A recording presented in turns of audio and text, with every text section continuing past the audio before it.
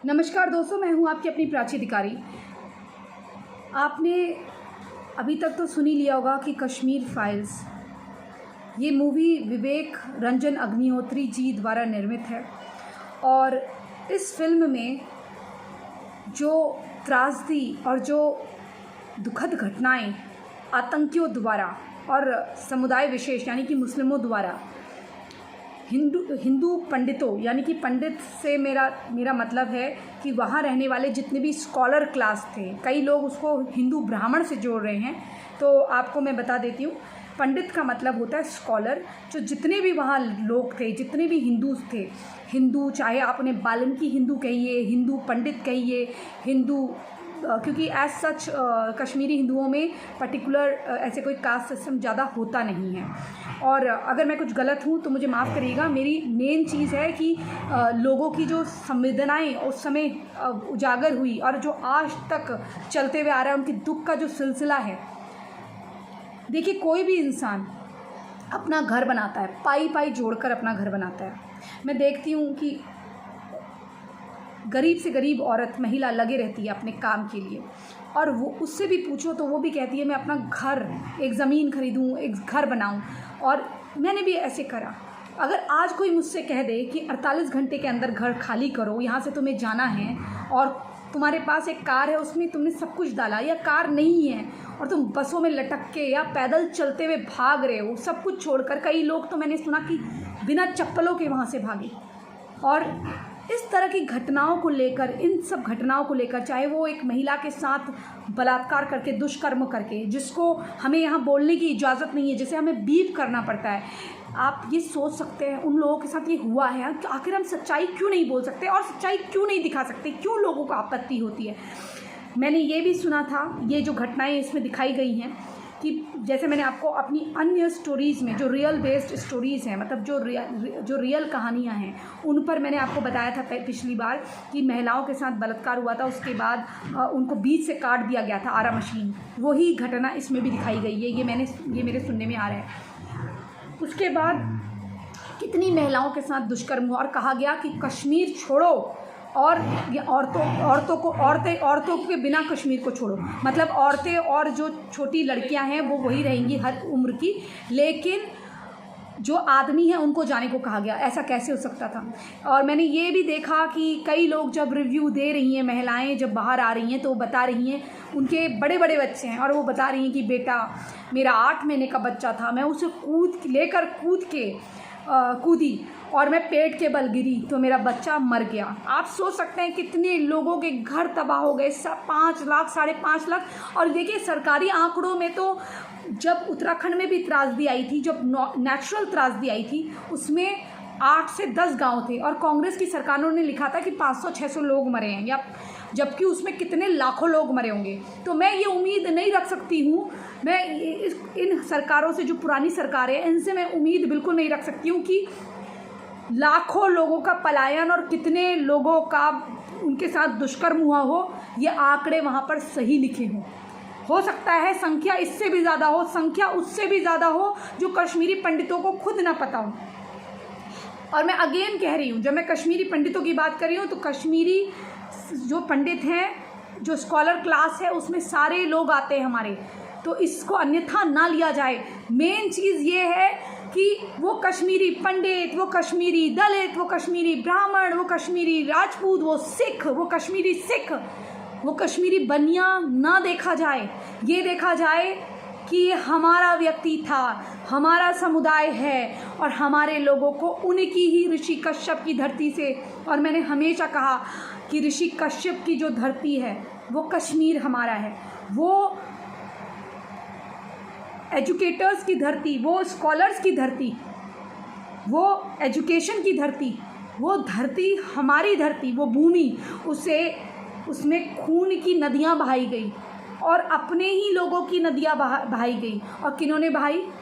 जो अल जिहाद करना चाहते थे, जो अल जिहाद आज तक कर रहे हैं, जो कहते हैं कि वो तो दूध का पैकेट लेने गया था, पता नहीं कहाँ से पत्थर आ गए, वो आज तक बंदूकें उठा रहे हैं। वो कहते हैं वो गरीब हैं, वो मजलूम हैं, उनके पास नौकरियां नहीं हैं। तो इनका सोचिए, हमारे कश्मीरी हिंदुओं का, जिनका सब कुछ एक ही रात में उजड़ गया, लेकिन मजाल है किसी ने बंदूक उठाई हो। हालांकि मुझे दुख होता है इस बात का, मैं बिल्कुल, देखिए मेरा जो रिव्यू होता है वो निष्पक्ष होता है। मुझे एक बात का विवेक अग्निहोत्री जी से शिकायत है, वो ये शिकायत है, और अनुपम खेर जी से भी शिकायत है। और दोस्तों मुझे माफ़ करिएगा, क्योंकि मैं सच बोलती हूँ, सच के अलावा कुछ नहीं बोलती। बहुत अच्छा काम करा आप लोगों ने, बहुत अच्छा, लेकिन मुझे बस दुख इस बात का है, जब आप विवेक अग्निहोत्री जी अमेरिका में स्पीच दे रहे थे, और अनुपम खेर जी, आपका तो मैं बहुत सम्मान करती हूँ और आप बहुत अच्छे एक्टर, बहुत बढ़िया और इंसान भी। आप जब 2-3 दिन पहले किसी इंडिया न्यूज़ वगैरह को अपना इंटरव्यू दे रहे थे, आपने ये कहा कि वो ऋषि कश्यप की धरती है, मैं ये नहीं कह रहा हूँ, आप एक्सप्लेन करने लग गए। आपने ये कहा कि हिंदुओं का तो है ही है, वो औरों का भी है, आपने ये कहा। मुझे इसमें आपत्ति है। क्यों है भाई? आप लोग ऐसा अपीजमेंट क्यों करते हैं? लोग यहाँ कन्वर्ट हुए तलवार के जोर पर, कुछ लालचों के कारण, लेकिन आप ये कहते हैं कि ऋषि कश्यप का जो भूमि है वो किसी और की है, ये बर्दाश्त नहीं। कोई रह रहा है वो बात अलग है, वो रहने लगे, वो कब्जा करके रहने लगे। जैसे पूरे हिंदुस्तान में आक्रांता आए, उन्होंने वहाँ से तो 4-5 आए, यहाँ पर इनकी तलवार के ज़ोर पे सलवारें खोल कर इनको बनाया। लेकिन आप इसका मतलब ये नहीं आप ये कह दें कि उस समुदाय का ये है, ये हमारा ही रहेगा, ये भगवे की भूमि है, ये अग्नि प्रज्वलित करता जो भगवा है, अग्नि देवता सूर्य भगवान, ये उनकी धरती है, ये वाल्मीकि महाराज की धरती है, ये वेद व्यास की धरती है, ये ऋषि मनु की धरती है, ये समूचा भारत, ये गंगा की धरती है, ये जमुना की धरती है, ये सूर्य चंद्रमा जिस भारत पे अपना प्रकाश भेजते हैं। मैं इसको व्यापक ढंग से कह रही हूँ, अब ये मत कहना ये ब्रह्मांड पूरा समूचा सनातनी है। आप लोग जो अपीजमेंट करते हैं, सब कुछ अच्छा करते हैं, आप पूरी बनाते हैं, हलवा बनाते हैं, खिलाते हैं ना, जब खिला भी दिया उसके बाद आप प्लेट में आके जो ये रख देते हैं, इससे मुझे आपत्ति होती है। विवेक अग्निहोत्री जी, आप बहुत अच्छे निर्माता हैं, आपने जो काम करा है, आपके पैरों में अपना हाथ लगा के आपको नमन करती हूँ। लेकिन आपने फिर वहाँ पर अपनी अंग्रेज़ी में स्पीच देते हुए अमेरिका में एक बात कह दी कि वो तो सारे मुस्लिम ऐसे नहीं हैं, कुछ एकाध हैं जो इस तरह से सेपरेटिज्म को फेवर कर रहे थे और आतंकवादी थे। ये गलत है। जब पड़ोसी औरत ये बता रही है कि तुम जिसे ढूंढने गए थे वो तुम्हें नहीं मिला, जाके राइस का जो जहाँ पर चावल है, जहाँ पर तेलुगु में बीम बोलते हैं, तो जहाँ पर बीम का डब्बा है, जहाँ पर चावल है, जहाँ पर चावलों का कंटेनर है, वहाँ जाओ, उस लकड़ी के कंटेनर में वो छुपा हुआ है और वहाँ गोलियां दागी गई। तो किसने दागी? औरतों ने। औरत के कहने पर वो वापस आए, पड़ोसी औरत के। उस औरत ने भी इनके बच्चे खिलाए होंगे बगल वाले के। तो वो औरतें जो अगल बगल रहकर भी अपने पड़ोसियों की नहीं हुई, उन औरतों के किस्से हम भी सुन रहे हैं। वहाँ जाओ तो विलाप करती हैं, और बाद में जो बच्चे सोचते हैं कि आंटी कितनी अच्छी है, तो माँ बताती है कि बेटा ये वही औरत है जो अपने घर के मर्दों को भड़काया करती थी कि जाके हिंदुओं का कत्ल करो, इन हिंदुओं को यहाँ से भगाओ। आखिर एक बात मुझे समझ में नहीं आती, क्या मैं इस दुनिया में एक लौता पीस हूँ जो ये कहती हूँ कि अपीजमेंट मत करो, सब कुछ करने के बाद तुम अपीजमेंट करते हो? अगर गलत ने गलत करा है तो उसे गलत क्यों नहीं बोलते हो? वो तो एंड तक कहते हैं हमारे बेचारे लोग। अगर यहाँ मेरे साथ डिबेट में कांग्रेस का आदमी बैठा था, कोई पांडे था, बोलता है ये तो कोई एरी गैरी है, ये कोई प्रियंका चोपड़ा नहीं है। तो मैंने उनसे कहा कि आप ये बताइए, मैं तो एरी गैरी हूँ, आप ये बताइए आपको कौन जान रहा है? क्या आप इस डिबेट के बाद आप जाकर ये कह सकते हैं कि आप क्या कांग्रेस के कभी प्रदेश अध्यक्ष भी अपनी मर्जी से बन सकते हैं? क्योंकि मैं कश्मीरी हिंदुओं के लिए बात कर रही थी, क्योंकि मैं सनातनी हिंदुओं के लिए बात कर रही थी, क्योंकि वो ये कह रहा था कि इस पिक्चर में तो जो भगवाधारी है उनका पैसा लगा है, बीजेपी का पैसा लगा है। इन्होंने ना एक जो एजेंडा है वो ठान लिया है कि अगर कोई भी मूवी बनेगी और वो अगर हिंदुओं के लिए बात करती होगी उनके हकों की, तो उसको रिलीज़ नहीं होने देना है। मैं आपको एक बात और बता देती हूँ, 1984 नाम की एक मूवी है। मेरे एक मित्र थे, आजकल मैं उनसे थोड़ा बात नहीं कर रही हूँ, वो सुनेंगे मुझे, अशोक कुमार गुप्ता जी। अशोक गुप्ता जी ने एक मूवी बनाई 84 करके। वो मूवी कांग्रेस ने रिलीज़ नहीं होने दी, उस पर बैन लगा दिया, आपको पता है। फिर उन्होंने वो कनाडा जाके रिलीज़ करी। अब उन्होंने तो मुझे यही कहा पंजाबी में रिलीज़ करी, क्योंकि वो उनका पृष्ठभूमि पंजाब से है, वो रहते बॉम्बे में हैं। वो उन्होंने पंजाब वहाँ रिलीज़ करी कनाडा में, यहाँ कांग्रेस ने रिलीज़ नहीं करने दी। तो जो ऐसी मूवी जिसमें कहीं ना कहीं से कांग्रेस का समर्थन होगा और अलगाववाद और समुदाय विशेष यानी कि मुसलमानों के ऊपर छींटे जाते होंगे गुनाह के, वहाँ पर कांग्रेस जो है ऐसे हाथ झाड़ लेगी और उसको बैन कर देगी। और अगर वो इस समय पे बनी है मूवी कश्मीर के ऊपर, द कश्मीर फाइल्स, अगर उसमें सच्चाई दिखाई गई है, 200 लोगों से मीटिंग करने के बाद विवेक रंजन अग्निहोत्री जी ने 3-4 कहानियाँ ले ली। पल्लवी जोशी जी का बहुत बढ़िया अभिनय है, उनको देखने पर आपको उनसे नफरत हो जाएगी, इतना बढ़िया उनका अभिनय है। एक एक्टर की ये खूबी होती है, अगर वो विलन का या वैम्प का किरदार करे और वो उससे आपको नफरत हो जाए तो वहीं पर उसका अभिनय सक्सेसफुल हो जाता है।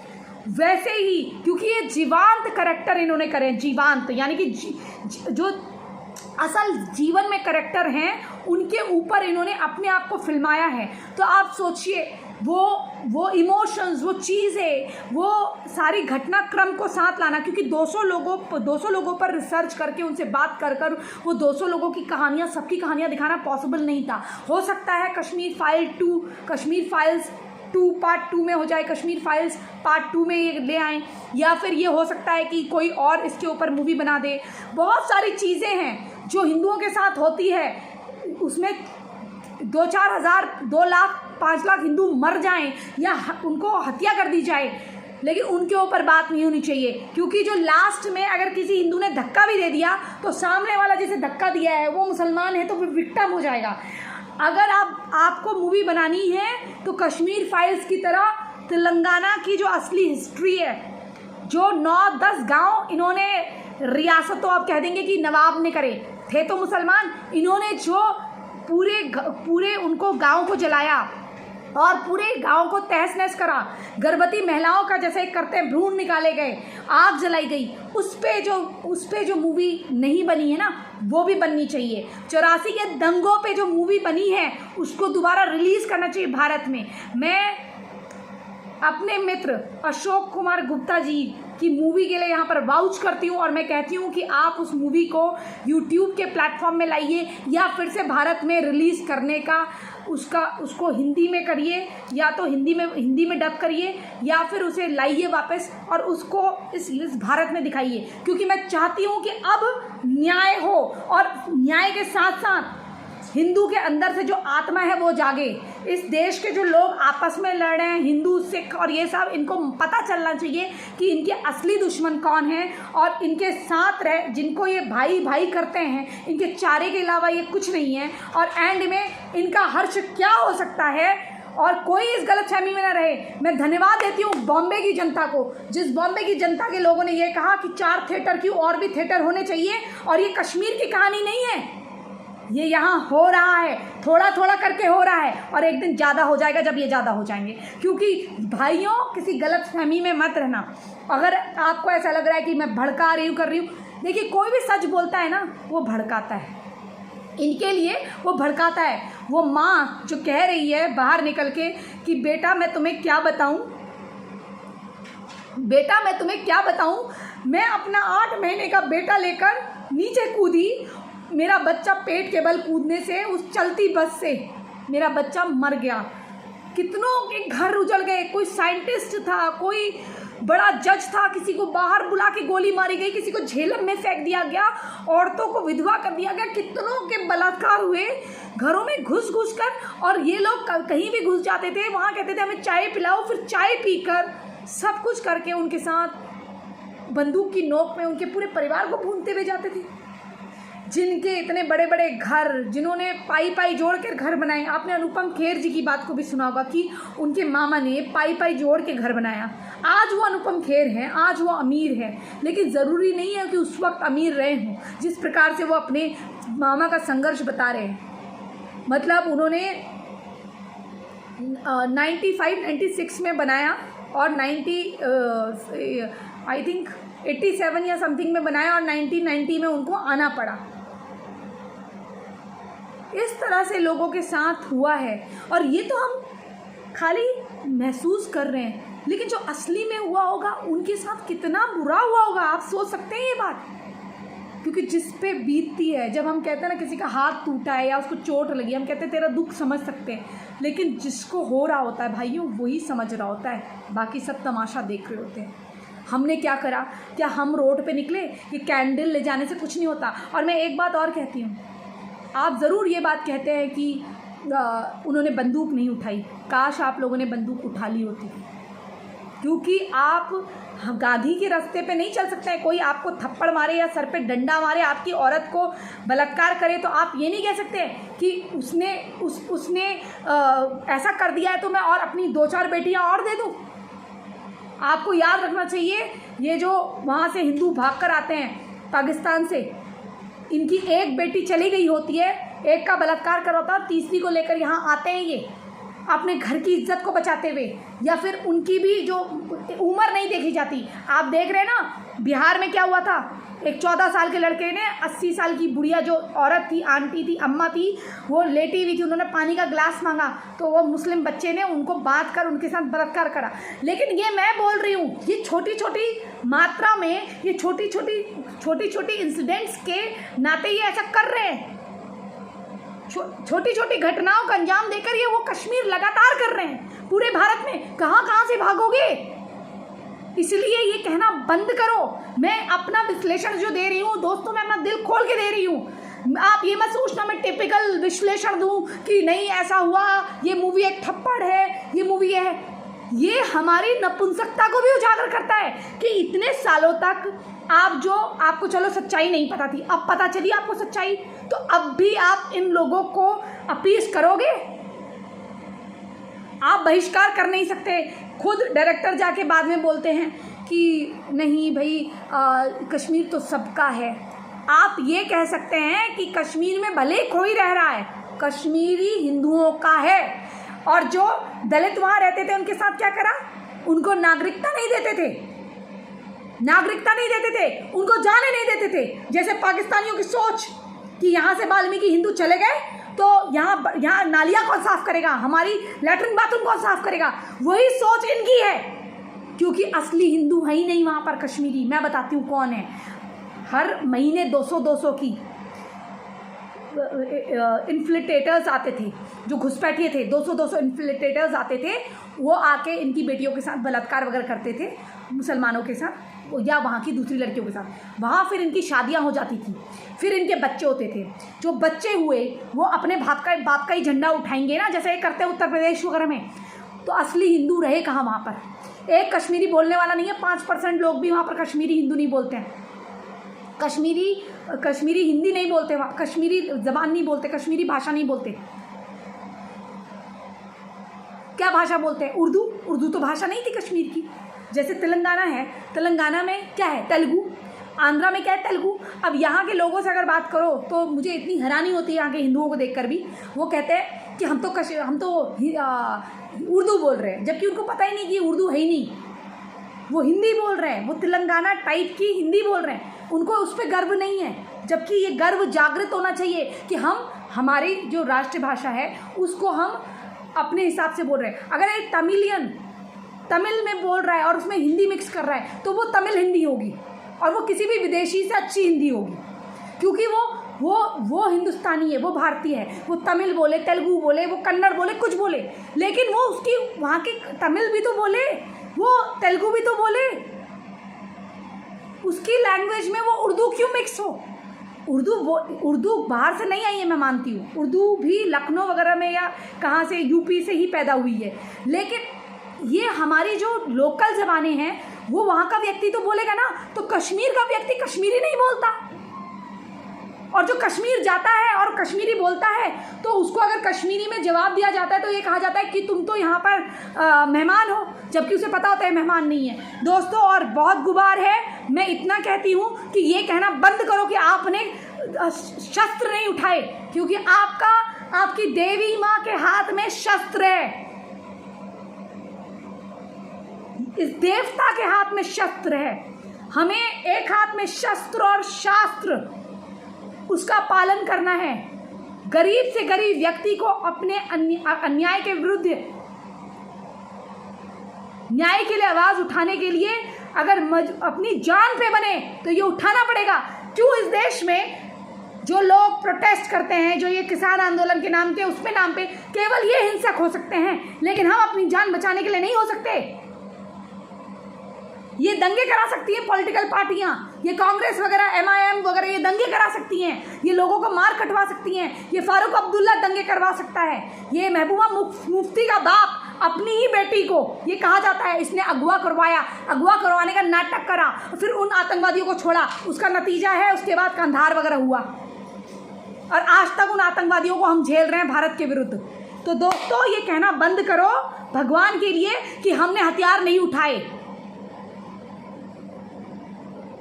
तुमने हथियार नहीं उठाए ना, तो यही हमारी नपुंसकता हो रही है। हथियार उठाने चाहिए जब तुम्हारी माँ बहनों की बेटियों की इज्जत लूटी जा रही हो और तुम तभी भी वहाँ से भाग रहे हो, तो ये हमारे इतिहास में कलंकित करने वाली चीज़ है कि हम इतना अन्याय सह कैसे गए।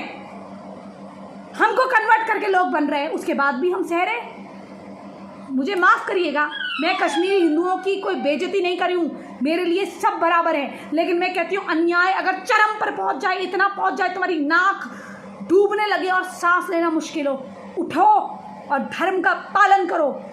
और धर्म एक कर्तव्य ये कहता है तुम अपनी बेटी की जान बेटी की इज्जत बचाओ, ये कहता है अपने बाप की जान बचाओ। उसके लिए एक आदमी कुर्बान होगा, भले ही RDX पहन के फटेगा, लेकिन कम से कम इनको ले डूबेगा, इनको पता चल जाएगा।